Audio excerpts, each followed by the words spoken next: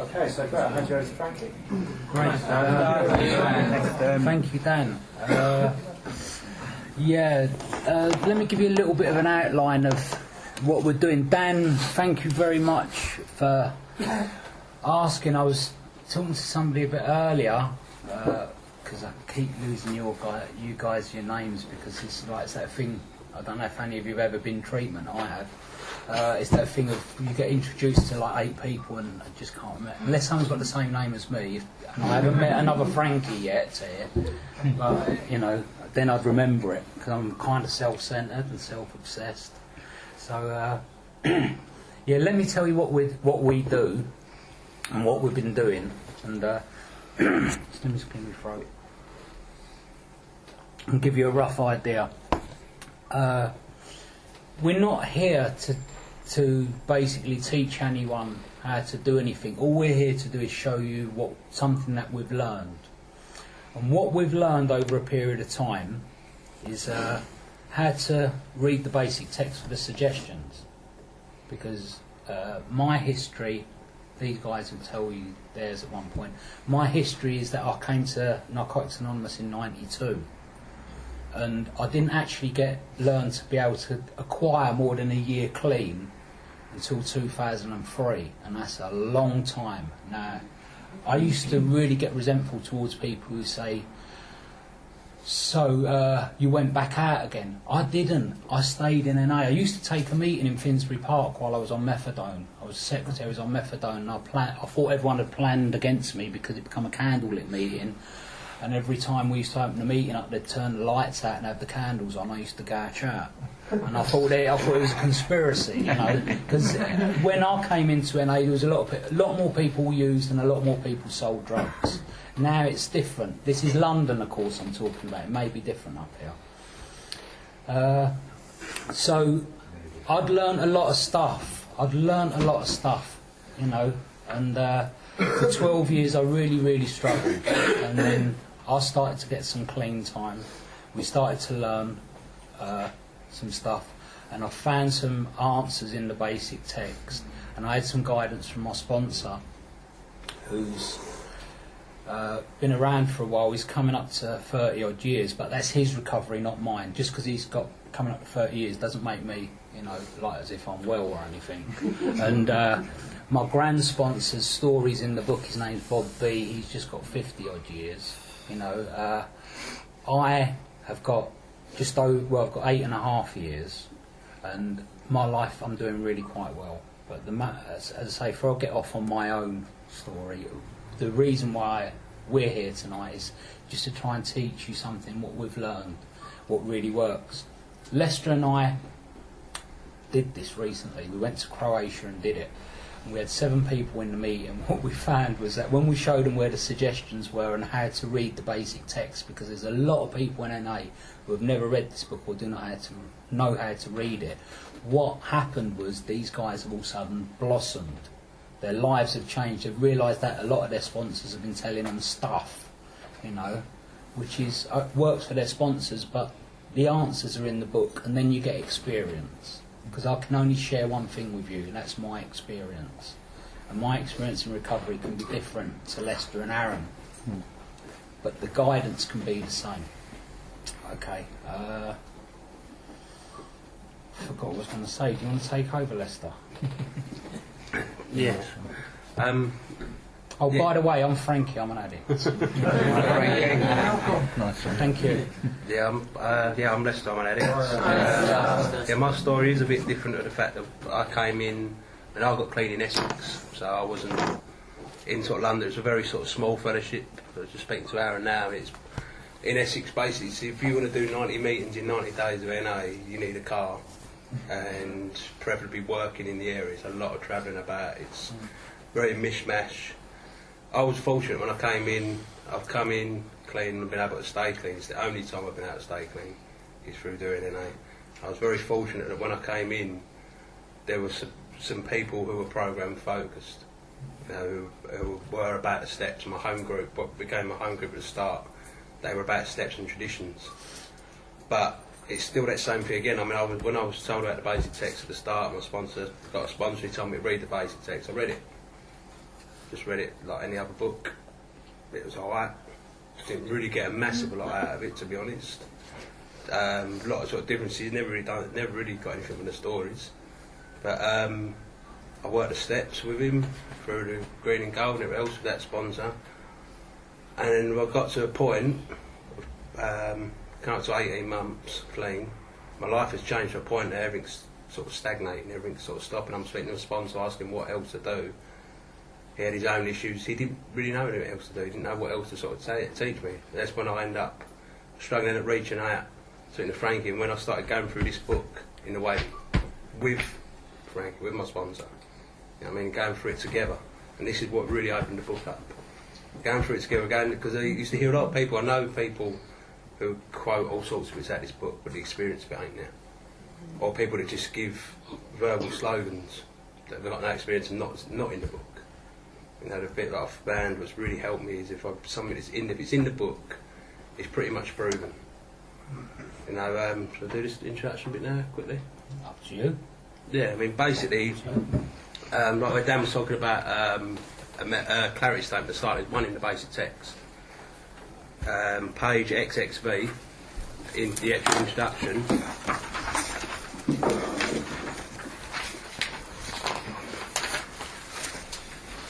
It's got there, if you go to the second paragraph down,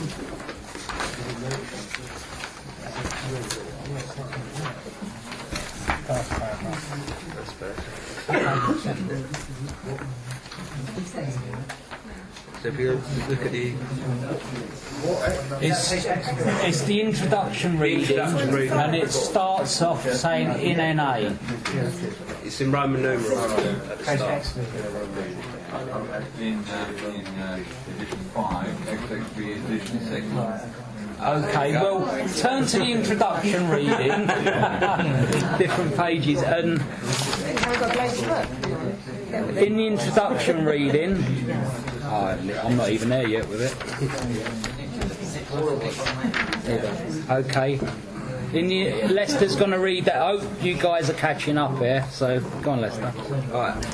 Second paragraph of the introduction reading says, in NA we follow a programme adapted from Alcoholics Anonymous. More than 1 million people have recovered in AA. Most of them just as hopelessly addicted to alcohol as we were to drugs. We are grateful to the AA Fellowship for showing us the way to a new life. The 12 steps of Narcotics Anonymous, as adapted from AA, are the basis of our recovery programme. We've only broadened their perspective. We follow the same path with a single exception. Our identification as addicts is all-inclusive with respect to any mood change in mind-altering substance. Alcoholism is too limited a term for us. Our problem is not a specific substance, it is a disease called addiction. We believe that as a fellowship we have been guided by a greater consciousness and are grateful for the direction that has enabled us to build upon a proven programme of recovery. So I mean, there's your clarity. That gives you a clarity statement saying about about identifying as an addict. The thing with this is where it says about from AA. AA was formed in 1935. The big book was written in 1939. In 1953, NA was formed by sober alcoholics who needed something else. You know, they weren't. It wasn't just alcohol, as it says here. It was too limited. So they took the principles. It says, I don't know how it works. I don't read it. The 12 steps says as adapted from AA because it was proven. It worked.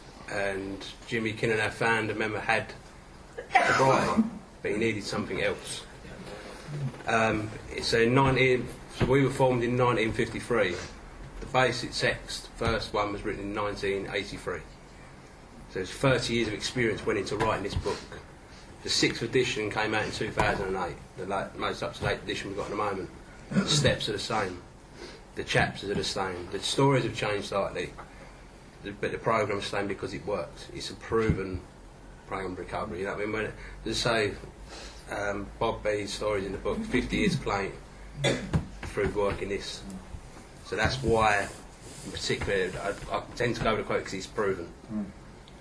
We won't be talking much about AA at all, but please understand that they were the people. If it hadn't been for AA, we wouldn't be here. It says on the bottom of our steps posters, you know, as adapted from AA. The adaptation in it is that this is a program about addiction. Okay, and we'll explain a bit more about that. That's our step one. It's a program about addiction. It doesn't mention any drugs in there. And one of the things which we'd like to point out after the introduction, the reading there, it says, it's a blank page, which is the next page on from the introduction. It actually says our program in the book, yeah? Because you hear a lot of people tell you they work in the program. Well, the program's in the book. It's really, really simple. The program's in the book. It tells you it's there. Now, as I say, we're not here to challenge anyone, catch anyone out, seem like we're clever or trick anyone, and we're not really here to challenge anyone who's got plenty of clean time, or whether they work a program or what they do. All we're trying to do here is help someone basically to be able to read this book who doesn't like writing, because I don't know about you, I really don't like writing, and the whole part of the NA steps, the difference between our founder steps is we have we in front of the first 11 steps, because as we hear in those readings, one addict helping another is without parallel. What that means is the program actually works, the book actually works better if two of you read it together. And what we do in our book study, what we do fortnightly, is we do a thing where we just highlight. We have some highlighters like this. And what we do is we sit down in a group and someone will read it, and then we'll go back over it. And what we do is we highlight what the suggestions are, or what a direction is, the same kind of thing. And also what we do is we highlight what a question is.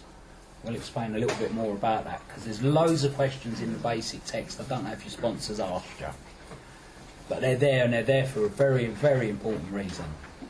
And the other thing what we highlight as well in there is things which says must, because something which I learnt a few years on, a big thing what they do in the States is, when you read the book, what it is there's over 85, or is it 95, something like that, musts in there. And as an addict, if you suffer from the illness of addiction, to help recover and get your head together, you need to follow the must, because the must is like, I must breathe. So, and all they are is really strong suggestions. You don't have to follow them. It's totally up to you. Your experience might be you get on okay without it. But I'm a textbook addict. Everything it says in this book, I fit. You know, now, this is interactive what we're going to do here. Let me ask you guys, if any of you, this happened to you, yeah? It says on chapter 1, who is an addict? It's page 3 in the 6th edition. I don't know where it is in the other one.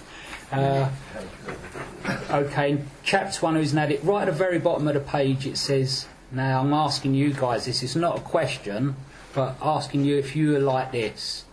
We suffer from a disease that expresses itself in ways that are antisocial or makes detection, diagnosis and treatment difficult. I don't know if any of you guys knew straight away you was an addict. I don't know if your doctor spotted it. I don't know if any of your family knew about it. I don't know. This is a question you guys are going to have to ask yourself. You know. The next thing I kind of want to move on to, and this is, please, can somebody answer this question? Raise your hand and give me the answer to this question. Who isn't really done too much step work, who's around step 1 or something like that? Because it's really not about anyone being clever. This is about a learning. And it might challenge some of you guys. Can somebody in the room tell me what makes them an addict? Please do. My nature of using and my everyday use of anything. I'm an addictive personality. Thank you. Thank you. Is there anyone else? Nothing is ever enough. I always want more. So it's like 1 is too many and 1,000 never enough. That applies to me. Cool. And I don't even want one. If I really think about it, I want infinity. Why would you want one? That's what I don't get when people relapse and they have one. That's thank you for what you said, because what you said is just so true. It really, really is, and that's in my experience. Anyone else know what makes you an addict? Never wanted to be myself. Escapism. Fantastic. That's very true. You know what? When I look back, my step 4 showed me that I was a punk, a skinhead, a mod.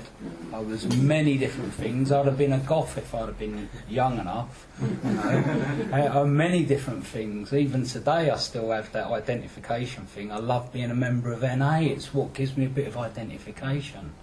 You know. Anyone else? What makes us an addict?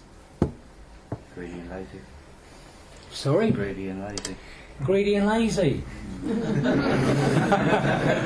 know what they say, when you laugh you identify?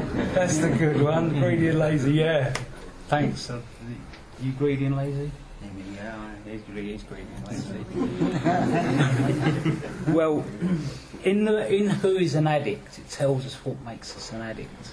And in page 5 of Who is an Addict, which is the next page on in Who is an Addict, at the very bottom of it, okay, it says, on the very bottom of the page, it says, although physical and mental tolerance play a role, many drugs require no extended period of use to trigger allergic reactions. Okay, so we've got an allergic reaction going on. And then it tells us what makes us an addict, what makes me different from my dad. Our reaction to drugs is what makes us addicts, not how much we use. Everything what you guys who answered the questions, thank you, was true. But the common factor is, you know, even from the being lazy part of it, you know, the amount of slothful addicts who don't want to do step work, I'm one of them, you know. How many of them do I know? That's very, very true, but, you know, I've also got a stepson who's incredibly lazy, and I don't know if he's an addict or not. You know, these normal people out there suffer from the same stuff, but what they don't suffer from is how the reaction to drugs. You know, and we have an illness which comes in 2 parts, okay? It tells us 3 parts in the book, and then in another part it tells us 2 parts. Well, the main part, just to evidence for you, is we're not doing a spirituality thing tonight. We're not going to go into the God theory, and we're not going to talk about spirituality. What we're going to tell you is hard facts, what makes you an addict. And what makes you an addict is obsession, obsessive thinking. Now, anyone been in a relationship? You know, done the old text wars, you know. And the other one, you know about that, don't you? The other one is compulsiveness, obsession and compulsion. Now, I'm not making this up. Lester and Aaron's going to take over because I'll get sick of my own voice. But one thing I will point out is we're going to jump forward and jump back. Is it we do recover again, Lester? Before we go there, can I just go on? Go on, Aaron. My name's Aaron, I'm an addict. I thought I'd better say something. I want you to think I'm just sitting there a spy. Just this bit, our reaction to drugs makes us addicts, not how much we use. This really kind of confused me, you know, because I think someone spoke about once I have one, I just keep on wanting more and more and more. I smoked for many, many years with a cousin of mine who was like that. And he was greedy. He used to nick my stuff. I know he did. And he was lazy as well. I know that. So he also came into that region. And for many, many years we smoked and we went out and we done loads of stuff together. We'd come back, you know, we'd try and half it equally, try. And then we'd smoke. And this went on for maybe 12, maybe 13 years, and I was convinced that he was just like me. One day he met a girl, it was on New Year's Eve, I remember it as clear as day, and we had loads of gear there on the table, and he said, you know what, Aaron, I want to change my life. He said, I don't want to do this anymore. I thought, yeah, right. You got up, with gear there, walked off, and never touched another drug again. And it's not until I came into recovery and I read that and it was explained to me, I started to understand that how I was reacting to drugs, I mean, with the compulsion, and that was completely different to what was going on with him. For him, drugs were pleasurable. He wanted one more because he enjoyed it. He didn't have to have it, you know, and that was a big like it was like a light bulb that came on for me. You know what I mean? That people can use drugs for many years, but they're not necessarily addicts. You know what I mean? My reaction is completely different. You know. So yeah. Cool, thanks. Yeah, what I wanted to lead to is just because all we're doing is trying to show you some mechanics here before we explain what we're doing. And I know this seems to take some time. On where we do recover, there's two parts in it where it explains that we've got Page 87 in the 6th edition. page 87. It's chapter 8. If you've got a 5th edition, you might. 84. Page 84 in the 5th. I'm going to write that down. It's 84 in the 5th. What is in the fourth? Okay. In the chapter we do recover, it tells you the two things that make addiction up. Now you've got to work out if you suffer from these, because if you don't, you've had a touch. You don't have to stay with us lunatics, but it might cost you a lot more in going and getting some psychiatric help. Because there's an awful lot of people, in my personal experience, that when I come to NA, who use it as a place to bring their stuff and all the rest of it. Now, before I start bringing my own stuff in, what I've learned is that the cards tell me I can only keep what I have by giving it away. So if I come in there and tell you how wound up I am about my daughter, but I don't tell you what I do to deal with it, I'll only keep that wound upness. And that's how I've learned to do this. But the two parts of this, what we do is obsession, the fixed idea that takes us back time and time again to a particular drug, some substitute to recapture the ease and comfort we once knew. And then the second part of it, the obsession, what I've learned is in my thinking. The illness centres in my mind, it's in my thinking. I'm obsessed. I can't be obsessed with my body. I can only be obsessed in my head. Compulsion. Compulsion's an action. You look in the dictionary, it's an action.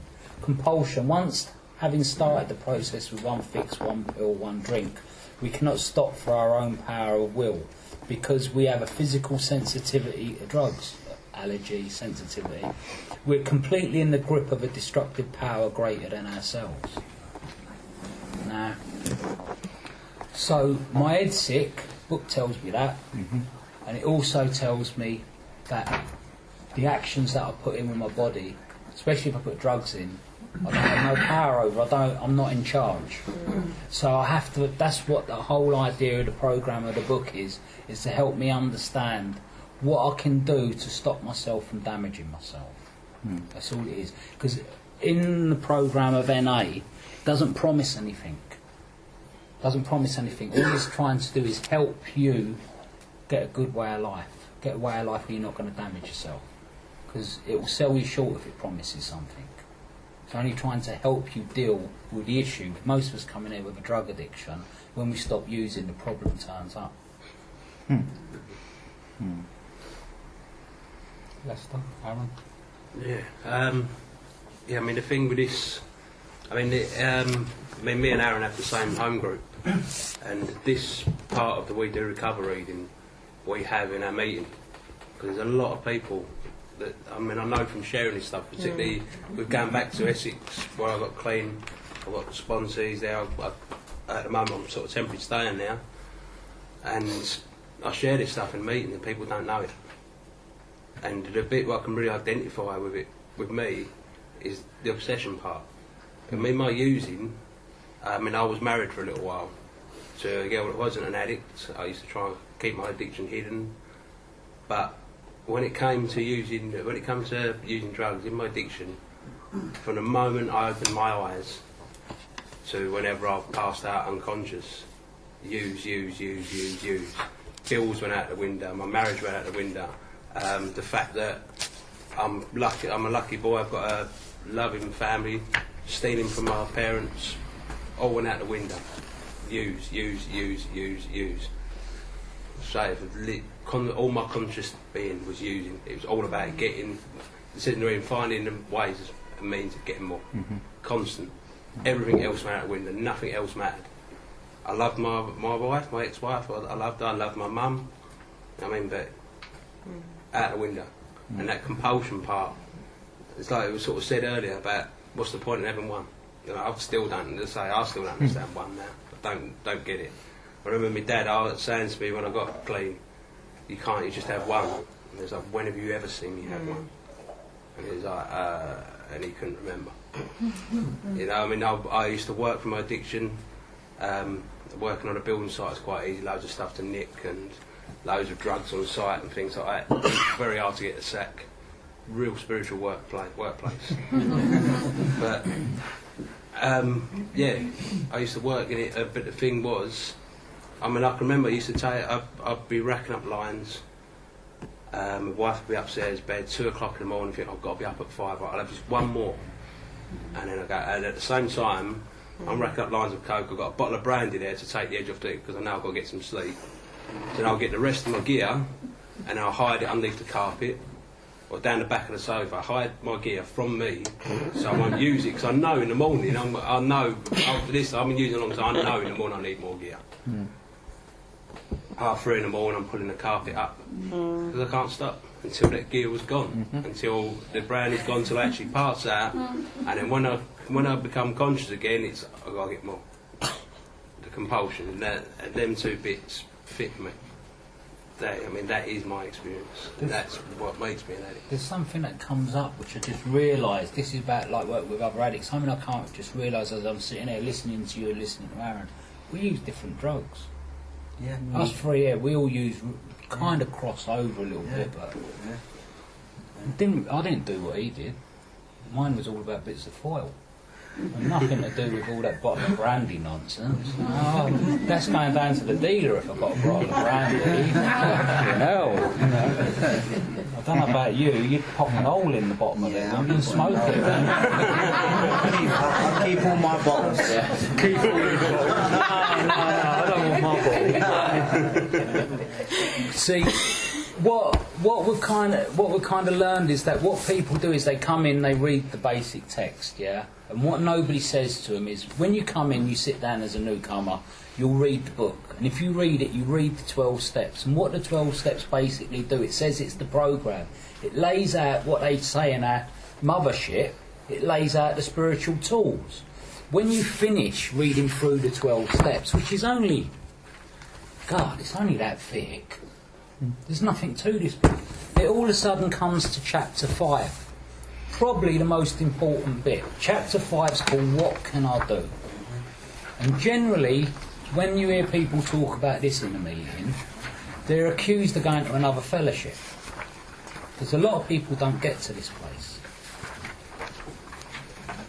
What's Now, the page number? in the 6th edition, it's page 54. 52. Page 52, thank you. 52 in the 5th. Okay.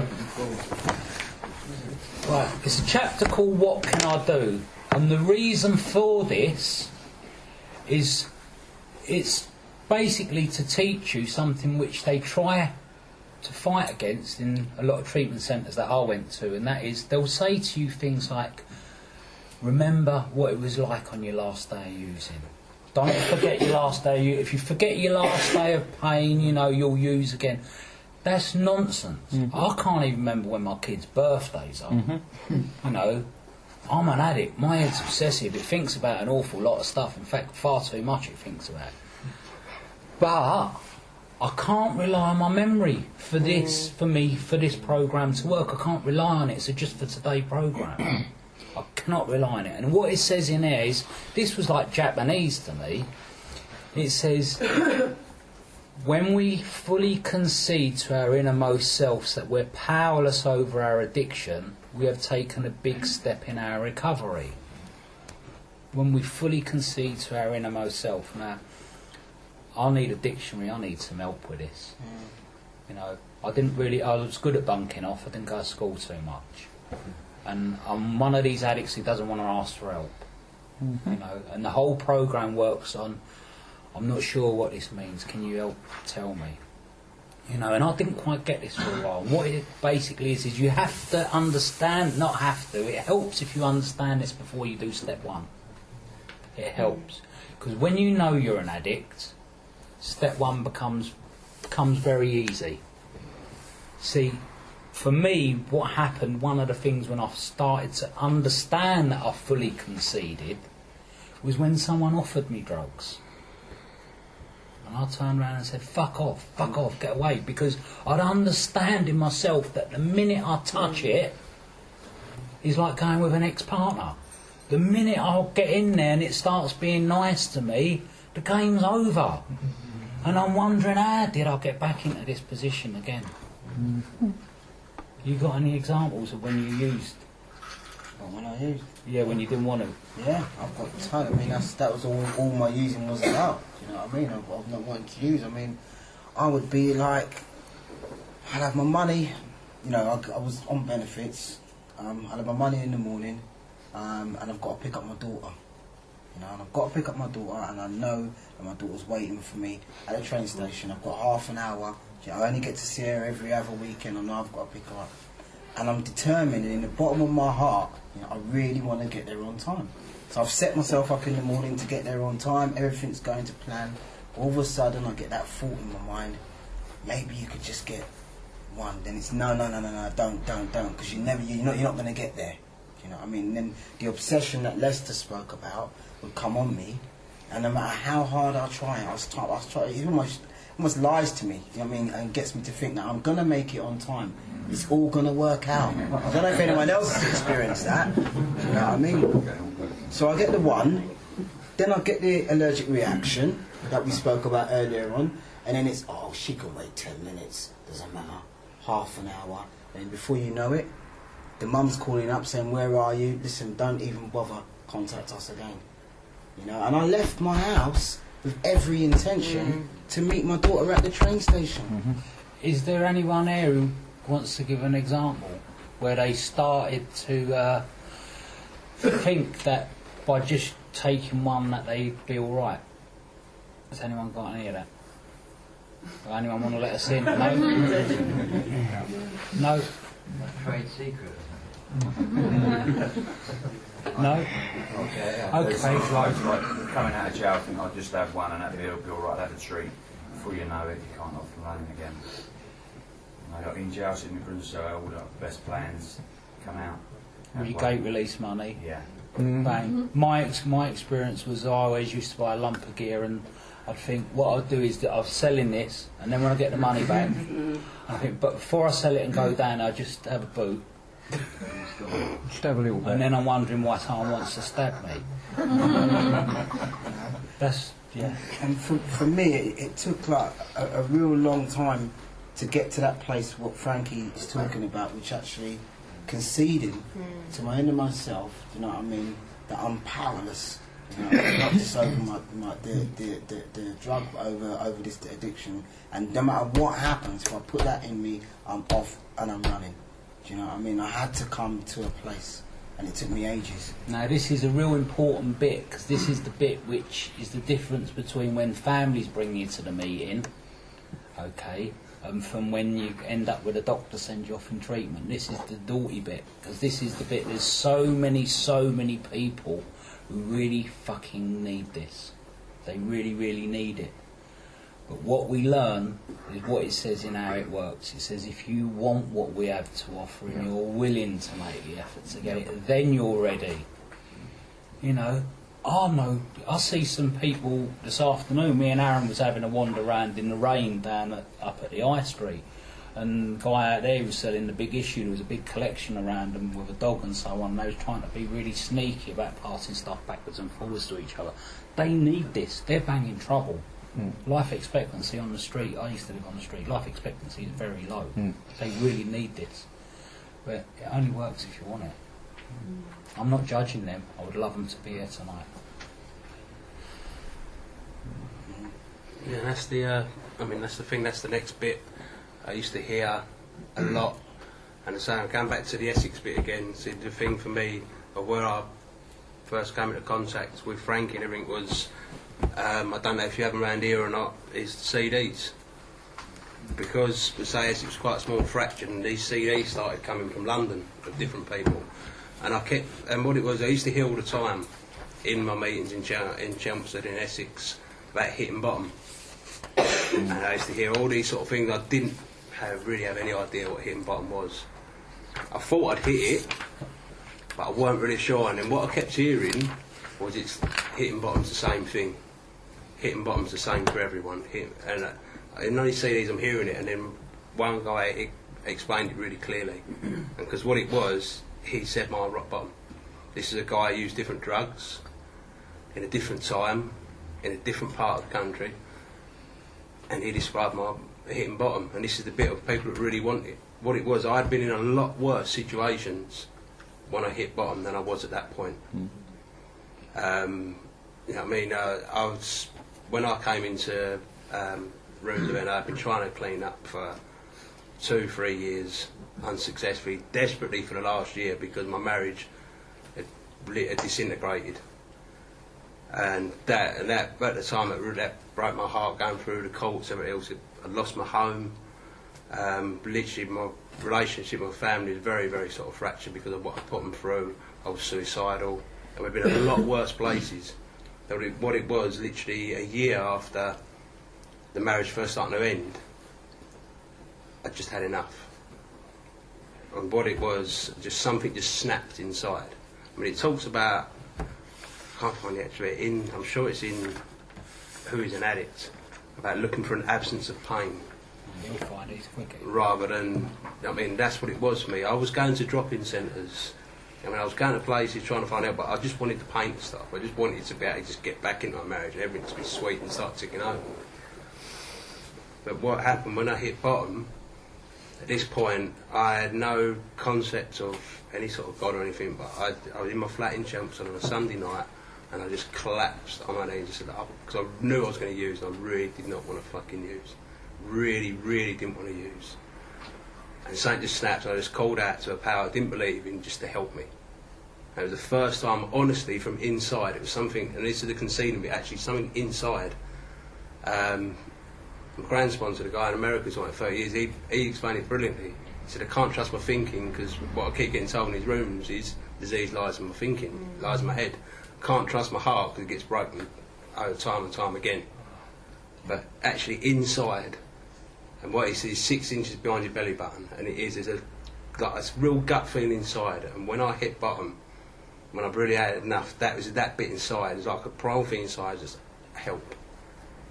Please help me. I've been coming to meetings, I was 6 days clean at this point. I've been coming to meetings and not hearing stuff. Just desperate, just not being able to communicate, just really wanting, and then something snaps. 3 days later, I'm in an NA meeting, I'm hearing sponsorship, and it all started to click. Because at that point, it was the first point I really got honest, something inside snapped, and I wanted this, I wanted help. I really reached out. That's when I really wanted, and I was prepared to do fucking anything to get what you guys had in here. It's the bottom of page 4, top of page 5. These experiences indicated that there was something wrong with our lives. We wanted an easy way out. Some of us thought of suicide. Some of us even tried it. Yeah. It only helps to contribute to our feelings of worthlessness, to attracting illusions of what if, only, and just one more. When we did seek help, we were only looking for an absence of pain. That's it. And that bit of sand about when Frank Stammer tried it, I had 7 suicide attempts. That hitting bottom was my 7th and the final time I actually tried to commit suicide because I just did not want to use. And from hitting bottom and from hearing this stuff and just doing what you guys told me to do, I mean, my experience is the same, but it will sound different. My experience was on detox number 8. I found myself in the shower, clean, basically 9 days clean, getting ready to leave, and I was like, I can't do this anymore. I can't do this anymore. I can't do this anymore. I got to a place of I can do this anymore. The power greater than me was a man in West London I went up to, Alan, and I said to him, can you take me through the steps, mate? I've been around a while, I knew some shit. I said, can you take... Sounds quite depressing, but that's where I was rock bottoming out. I wasn't going, God help me, but I was doing exactly the same thing. Help me, I need some help. Got to that place where I kind of surrendered. You know, nah, you don't have to get there for this to work. Do you want to share an experience, or do you want to move on to the questions? Yeah, I kind of. Can I just ask, do you guys have a fag breaks up there? Or? Okay, because we've got to open up the room to you guys, so we'll do another 10 minutes or so, and then it come back to being a meeting. Yeah. What I was going to say is I've kind of, like, my experience was pretty similar to Frankie's experience as well with hitting bottom, and I've been to a couple of treatment centres, and I just went along with whatever they said, and my partner said to me, I'm not coming back home again, not unless I go and sort myself out. My mum's saying it's the best thing for me. I've just come out of jail. I've had a little use up first, and I've gone into this treatment centre and just done whatever they've told me to do. And they've said, right, you're an addict, this, that, right, here's a step working guide. Step 1, start answering the questions. Go. You know what I mean? So I've just cracked on answering the questions. And gone out and used. They didn't know, came back, continued answering the questions. I just went on and on and on and on. It's not until I started working with someone who kind of opened the book up and said, well, before you actually answer the questions in step 1, there is some questions. There is some questions you need to ask before you even get to step 1. And it's the kind of questions that see whether or not if you're even ready to go through that process or not. Do you know what I mean? And we found some of these are in the book. It's in how it works, and it's in the edition 6. It's the bottom paragraph of page 18. Chapter 4. Chapter 4. You read that how it works in the meetings, and then you flick the card over. It's that bit where it ends there. Yeah, this is one of the things which we talk about where we do highlighting, and I'll give you two simple examples. That's my multicoloured book, and the green bits that you can see in there is where I highlight the questions. Now the questions are before step 1. These are before you start working out whether you're powerless. These are questions that you're going to ask, and what I've found that by working with people and asking them these questions before we go through the step work, it really helps. Okay, and as it says in some of these questions, it says these are the questions we asked ourselves. We're really sure we want to stop using. You'd be surprised. I've worked with a couple of people. I've asked them if they really, really want to stop using, and the truth of the matter is, they don't like rinsing their money, or the biggest one for me when I'm with someone, which I think, oh fuck, when they say it, is they go, I must do this for my kids. And I think, well, we ain't gonna work, dude. And I'll get into this place where all of a sudden, like, they're asking for help on their child's benefit because they're in trouble, and it only works if they want it. So as I've learned, I've got to take someone through the programme, I get to step 8 and they go, oh well, and they fuck off because they've physically got better, they've got some money back in the bank, and their family are showering them with gifts because the family's so happy they ain't using. I meet them 2 years later, they're back at it. Or they're just bonkers. Frankie, do you ever find people who they're not quite ready, but as they go through the process they become ready? Yeah, I find that quite a lot. Yeah. And what I find, my personal experience with that, it may differ with these guys, my personal experience for that is the guys who keep coming backers. Yeah. The ones who just keep coming. The ones who don't fit the mould. The ones who fucking think what I'm talking is bollocks. The ones who come here and, struggle, but they keep coming. They nick the tea bags, they keep coming, They're the ones outside the meeting who, think the person who is sharing is just talking nonsense. Those ones, but they keep coming after a while. It kind of breaks through that they know there ain't nowhere else to go. They're fucked. It's a long process. Painful. Yeah, I mean, I've got a sponsor now. I mean, Al, Frankie and I well with a guy sponsoring Chelmsford, who's got 2.5 years now, and he was coming into meetings, seeing him coming to the meetings at Chelmsford for about 3 months, keep using, but he just kept coming back.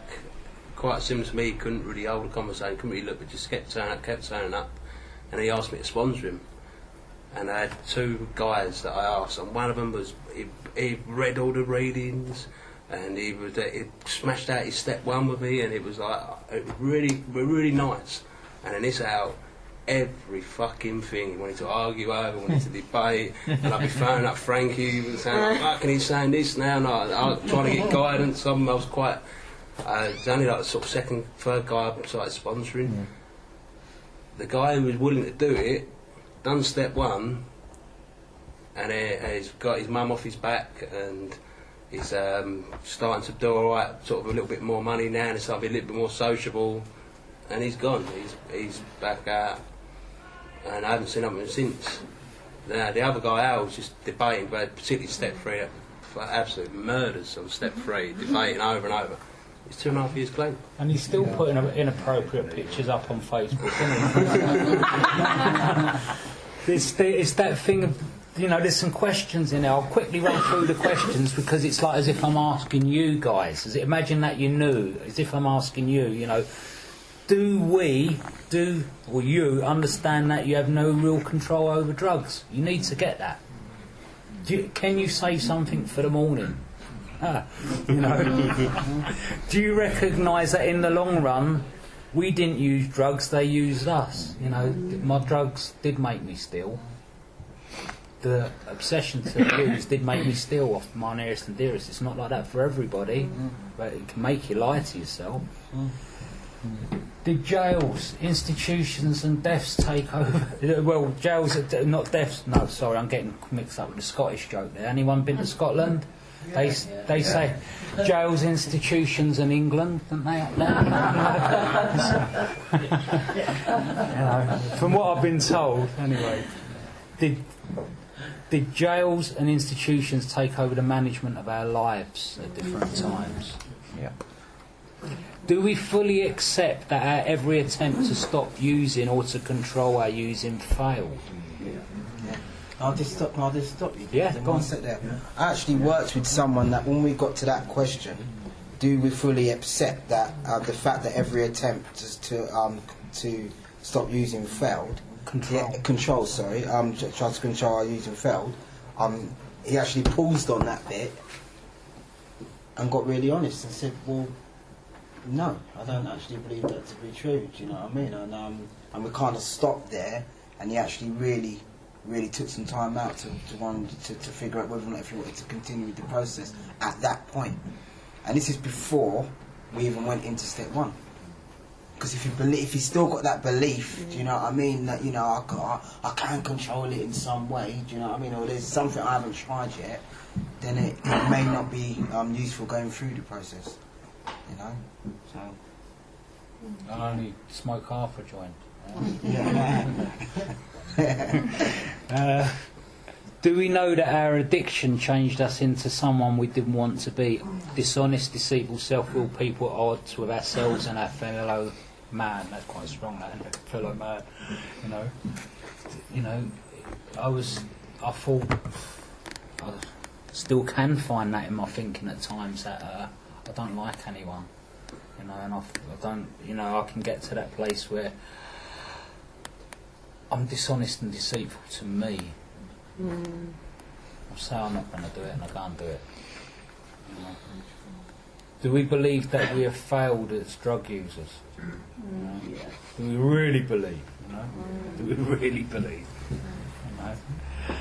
There's some of the questions, and you'll find that if you're working with a new person who's come in, and you can ask them some of them questions before you start off with your step work, you'll get a good idea.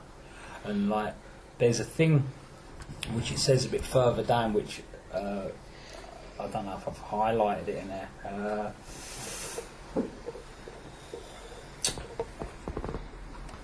No, I missed it. I was looking for the question that you asked. Do you really want to stop? I've lost myself. One of you two take over. I've thought too much. Yeah, I mean, this say this is the sort of thing for me with these sort of questions. So for me, it was, I mean, one of the great things I've learned in this is hindsight. Everything is hindsight. I learn from my actions. Well, now I learn. Like before, for a long, long time, with that insanity, I didn't learn fuck all. I just kept going over and over the same thing. But it's learning. It's looking back at different things. And say, when I got clear, when I started working with my sponsor, it was pure desperation that I went on. He didn't even show me these questions. He hadn't even shown them. It wasn't anything. I mean, that guy is still clean now. He's 11, 12, I think maybe now be 12 years clean. But he had never been shown this stuff. So that he just told me to read the basic text and read the it works how and why and answer my questions on the step working guide, because he wasn't shown any of this stuff. It's not a knocking on that guy. That guy really, really helped me for 18 months. I firmly believe I would not be here today if it weren't for that guy. Gave me a lot of time. He was always there at the end of the phone. He went through the step work with me, shared his experiences. But he didn't have this experience of this. And what I found in, say, looking back at this stuff, and everything clicks into place, that hindsight stuff. When I look at these questions now, go back to that place, bang, bang, bang, bang, bang. I can answer all the questions, and I can really see, say, like with the hitting bottom stuff, where after when I found out about it, it's like, so that was my bottom, bang, bang, bang, and it reaffirms that I'm an addict.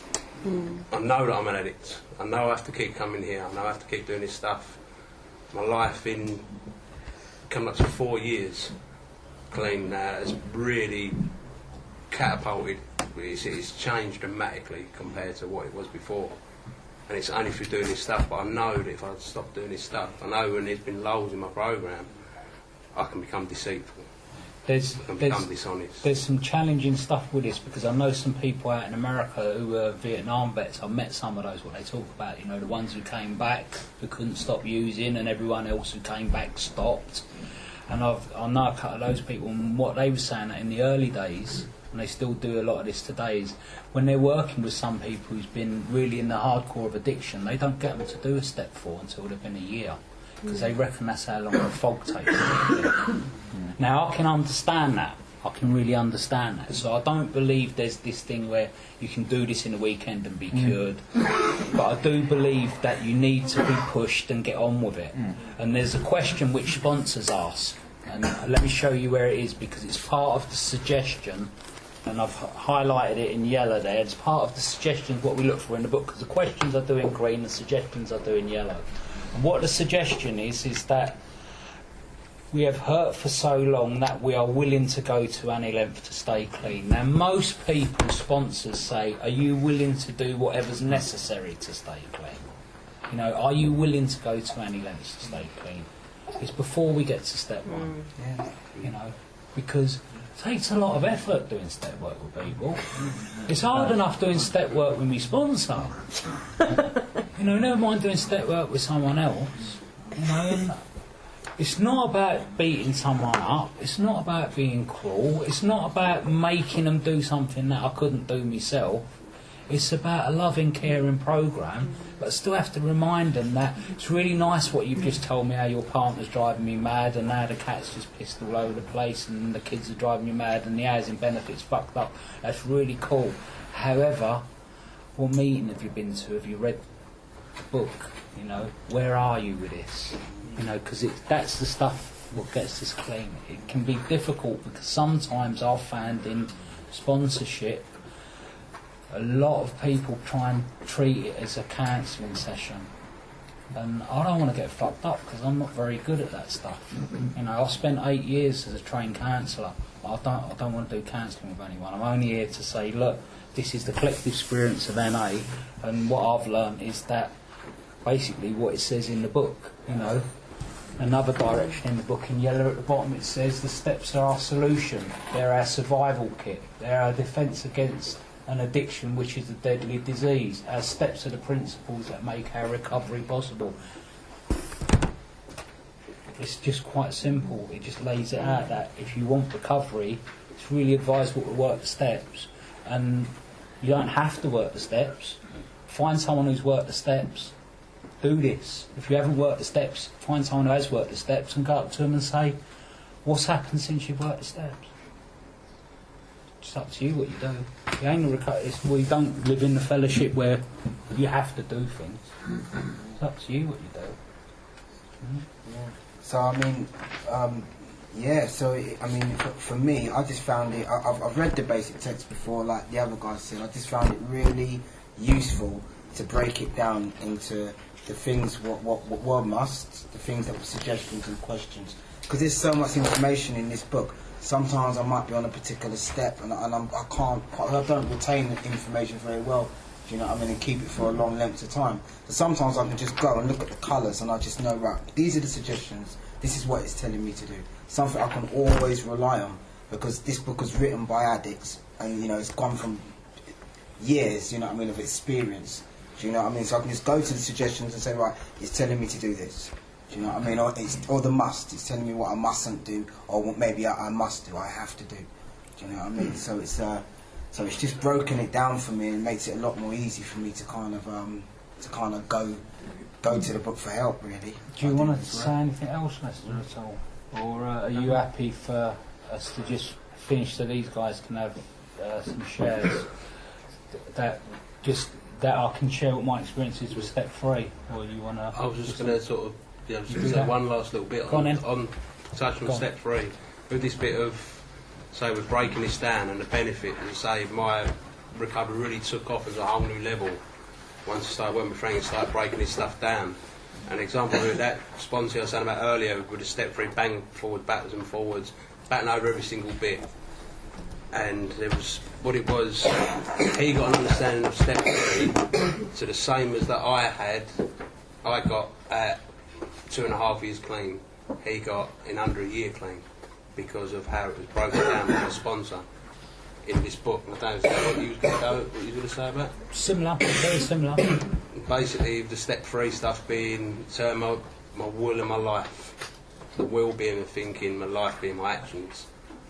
It took me, say, because of the experience I had of going through and not really being shown this stuff, only when I went through this stuff in the book, with Frankie, that I got it 2.5 years clean. Our 9 months has got it. Because that's how much simpler. I was able to cut through all the other sort of stuff and go straight to the sort of crux of it. Yeah, I'd gone through the steps. I had a sponsee, I was 2 years clean. And then I got step 3, because someone kind of explained this to me. So it's my experience, I just want to share it with you. And this is for people who struggle around the God stuff. Because you don't have to have a God for the program to work. That's my personal experience. But we're not talking about spirituality or the God stuff. What I learned with step 3 was it says we made a decision to turn, now go with me with this one, our thinking and our actions over to the care of recovery. So you can actually drop it out. Now if you're going to turn your thinking and your actions over to recovery, be aware what your actions are. You know, don't talk down to a newcomer. Don't try and be self-important. You know, try and think about how you turn your thinking over. Try reading the Just for Today reading in the morning. It might help you get into the recovery thinking. You know, do this as if your life depends on it. It's what the direction in the book says. You know, and good luck to all of you. And hopefully, you know, you get to that place where what my sponsor says is, you know, hopefully you can get to the place of we can love you, NA, enough that you can learn to help someone else. You know, and that's kind of what it's about. Unless you guys have got something else to say, I just wanted to kind of hand it back to Dan and let him run the meeting, because it's 9:10 and we have to get a train at 10:30. Great. Well, thanks, guys. Thanks, Dan. Thank you. Thanks, guys. Thank you. Yeah, we really appreciate you coming on. Okay, so the last 10 minutes is usually for newcomers. Just before we go to newcomers' time, does anyone who isn't a newcomer got any questions or want to say anything quickly? Yep. Please do. Please do. No, I'm Richard, I'm an addict. Hey, Richard. How do you go about getting a sponsor then? How do you go about getting a sponsor? First off, Because I will tell you that to be a sponsor you have to ask someone, but the problem is when you ask someone they normally say, are you willing, do you want to come around my house, clean the windows and all that stuff. Get yourself the orange sponsorship pamphlet and read it and find out what a sponsor is. Because before you go and get a sponsor you need to know what one is, because there's an awful lot of sneaky fuckers around. Sneaky people in NA. There's an awful lot of sneaky people around who will tell you what a sponsor is, and they've got an agenda. So how I would suggest to anyone to get a sponsor is to go and get the orange pamphlet, read what a sponsor is in the orange pamphlet, and then go up and ask someone who's worked the 12-step programme, will you sponsor me? You know, will you take me through the programme? I'd start off by asking them if they've done it themselves. There's also the book. Pardon? There's also the sponsorship book. There's a sponsorship book. The difficulty with the sponsorship book is it's a book of stories about experience. It's a fantastic book to read. It really is a fantastic book to read. And one of the tasks I give to some of the very obsessive sponsees I work with is to look for the transgender sponsor in the sponsorship book. It's great because it's in there. There's also in What Can I Do in this book, it's also got some direction around sponsorship as well. In the chapter What Can I Do, the chapter's chapter 5. What Can I Do is between 12 steps and 12 traditions. Chapter 5, yeah. See, my memory's no good. Thanks for that, Richard. I hope that helps. So, yeah, please don't go thrusting, some of them, who, what, why and wow leaflets into the fucking newcomers and sponsorship. Great, okay, so I'll just open the meeting up now just for newcomers. So you don't need to share, back to the guys here, but just if it's just in a normal way, if there's anything you want to get for chefs or anything. Thanks, Dan. Thanks, Dan. Yeah.